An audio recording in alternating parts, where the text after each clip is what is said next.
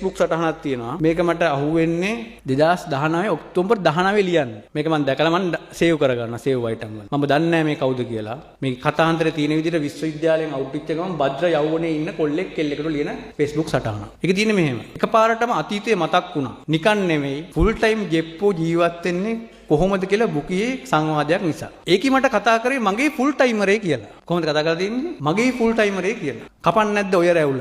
ඇහුවේ රැවුලෙන් ඇදලා එනකොට.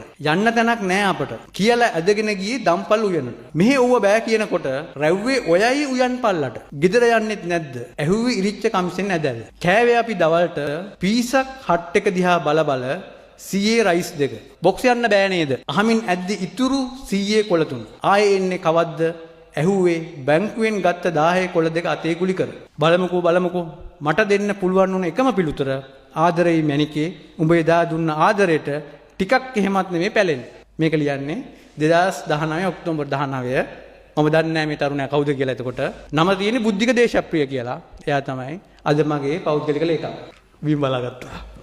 අපිත් ප්‍රේමේ විරහව දුක සැප රට ලෝදාම 10 ලෝදාම ඔක්කොම දැනෙන මිනිස්සු. හැබැයි එක බලාපොරොත්තුවක් තියෙනවා රට දින තැනක් තියෙනවා. අරන් යා යුතු තැනක් තියෙනවා. ඒ තැන වෙනුවෙන් ගොඩක් දෙනෙකුට අතහරින්න බැරි ගොඩක් දේවල් අතහරින්න පුළුවන් මිනිස්සු. අපි ඕගොල්ලන් ඉල්ලා හිටින්න අයම අතහරින්න කියන්නේ මොනවත් ඉල්ලා හිටින එකම දේ අපිට වෙන්විච්ච අපේ භෞතික සංවාදන මානව සංවාදන සඳහා වෙන්විච්ච සියලු දේවල් තමන්ගේ රාජකාරියට වඩා එකක් ඉස්සරහට ගිහිල්ලා කරමු කියන ඉල්ලීම තමයි තියෙන්නේ.